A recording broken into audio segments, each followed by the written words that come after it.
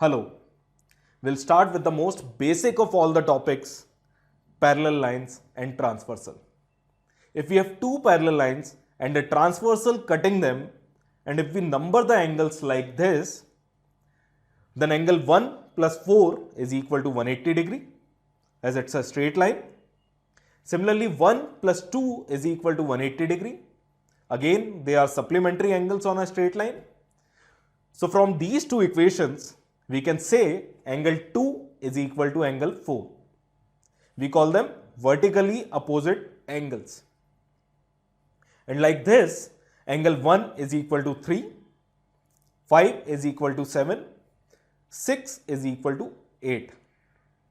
Keep looking into the figure. As we write relations in the right, you should also see them in the figure in the left. Okay.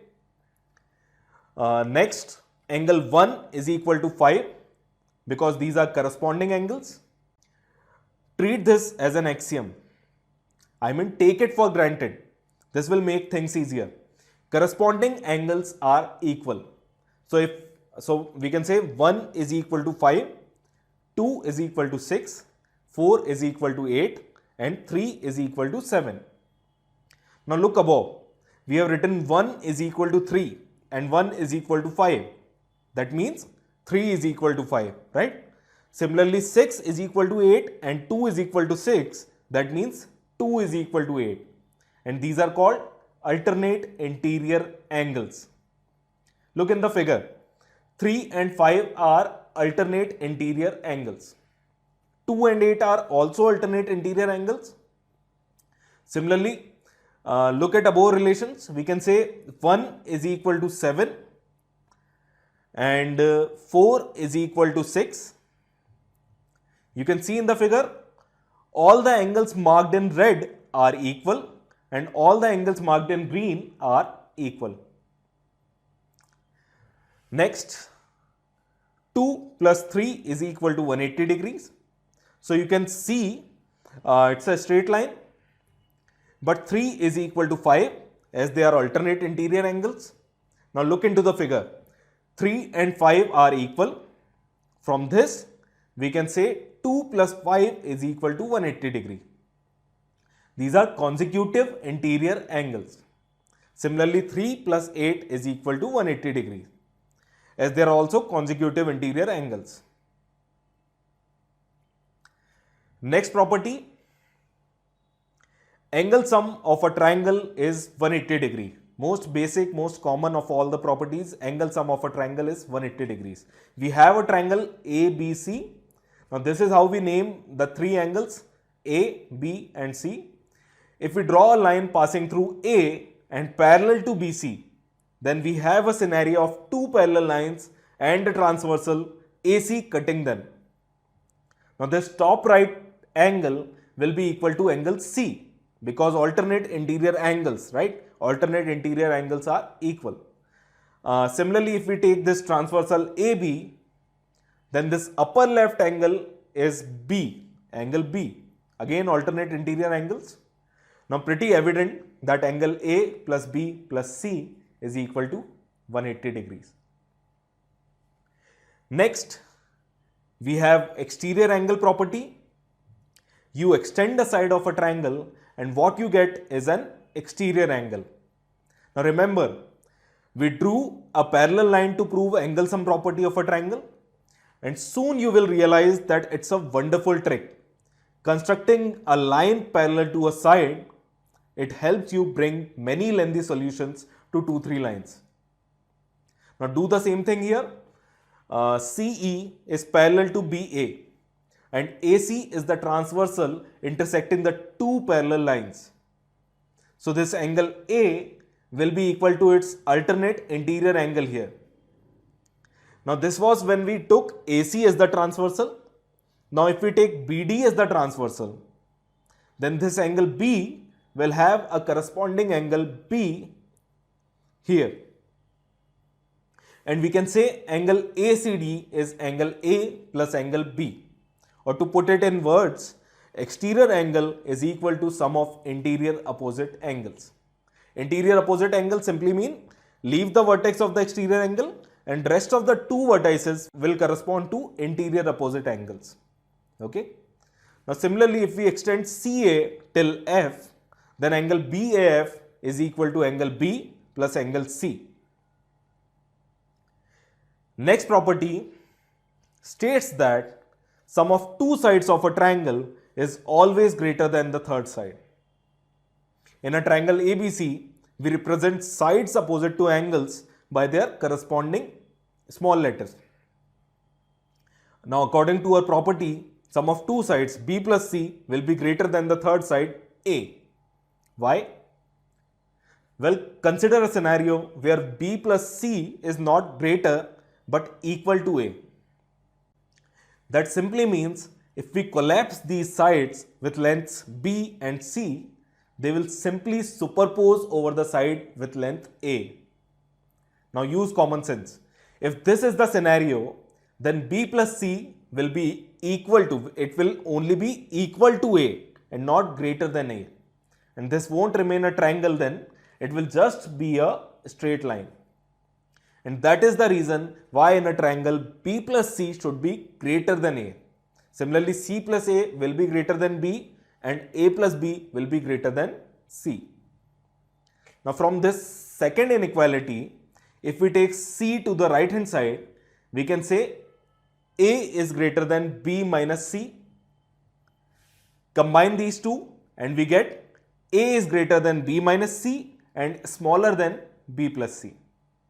To put in words, sum of two sides is greater than the third and difference of two sides is smaller than the third side. A little extension of this can be proved in case of quadrilateral. Sum of three sides will be greater than the fourth side. How can we prove it? Join a diagonal. Let's say its length is P units. Now in this triangle, sum of two sides will be greater than third. So we can write A plus B is greater than P.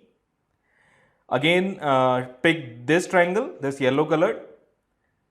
Sum of two sides will be greater than third. Now this time I am taking P plus C greater than D.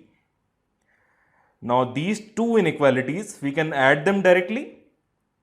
So this will give us A plus B plus P plus C is greater than P plus D. P will be there on both the sides. So we can cancel it out and we will get finally A plus B plus C is greater than D. Sum of three sides of a quadrilateral is greater than the fourth side. Next, we have the most popular of all the theorems. Ask anyone who has left maths 20 years ago, this he will definitely remember. In a right triangle, hypotenuse square is equal to sum of squares of the other two sides. Proof is pretty simple. Take four such triangles and arrange them in form of a closed figure in such a way that the empty space in between is a square with side C and area C square. Now C square is our left hand side. Now if inside the same closed figure, if I rearrange these rectangles, the empty space which earlier was C square will now appear in two parts, A square and B square. And that makes C square equal to A square plus B square. So by comparing these two diagrams side by side, we can prove Pythagoras theorem very easily. This was for right triangle, right? For an acute triangle means a triangle with all the angles less than 90 degree. For an acute triangle, C square will be less than A square plus B square. For an obtuse triangle, the one with one angle obtuse, one angle more than 90 degree and rest of the two angles are acute, less than 90 degree. So for an obtuse triangle, C square is greater than A square plus B square. Next, we have Pythagorean triplets, a set of values which satisfy A square plus B square is equal to C square. Like 3, 4, 5. 3 square plus 4 square is equal to 5 square. You see a triangle with these sides, you can say it's a right triangle. Some other popular triplets are 5, 12, 13, 7, 24, 25, 8, 15, 17, 9, 40, 41, 20, 21, 29. I want you to remember these triplets, all of these basic triplets. They come very handy. Now, there are three ways in which you can easily generate other triplets. First one is quite simple.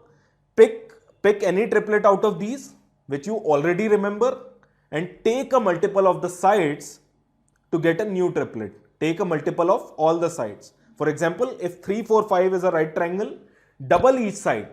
6, 8, 10 will also be a right triangle. 5 times the side, 15, 20, 25 will also be a right triangle. And so will be 1.5 times the sides, 4.5, 6 and 7.5. So you see, these basic triplets as well as their bigger multiples all could be sides of a right triangle. Second way in which you can generate a triplet is by taking these three sides A, B and C as m square minus n square, 2mn and m square plus n square, where this is important. M and n are natural numbers and m is greater than n. So to generate a triplet, pick any value for m and n, say 5 and 3. So the triplet will be 25 minus 9, 16, 2 into 15, 30 and 25 plus 9, 34. So the triplet is 16, 30, 34. Third method is to create a triplet taking sides n square minus 1 by 2 and n square plus 1 by 2 when n is odd, and when n is even, n by 2 whole square minus 1, n by 2 whole square plus 1. This is when n is even.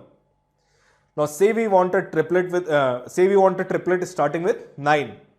9 is odd, so we'll go with the first pattern. Take its square 81, a number below and a number above 80 and 82 and their half 40 and 41. So 9, 40 and 41 will be a triplet. Now take the value of n as 8 and try to get 8, 15 and 17. Okay, one more right triangle property which is not a property by the way, it's basic trigonometry. As far as CAT is concerned, there are only two types of right triangles that you will ever see. Angles 45, 45, 90 or angles 60, 30, 90. In all the triangles of first category, ratio of sides will be 1 is to 1 is to root 2. AB is to BC is to AC is equal to 1 is to 1 is to root 2. And in the second category, the ratio of all the sides will be 1 is to root 3 is to 2. AB is to BC is to AC is 1 is to root 3 is to 2. So remembering this helps a lot when one angle and one side of a right triangle are given. Rest of the sides can be easily calculated using these ratio of sides. So that was all about Pythagoras theorem, triplets and ratio of sides of a right triangle. In the next video, we'll open doors to some other theorems using the master key Pythagoras theorem. Goodbye until then.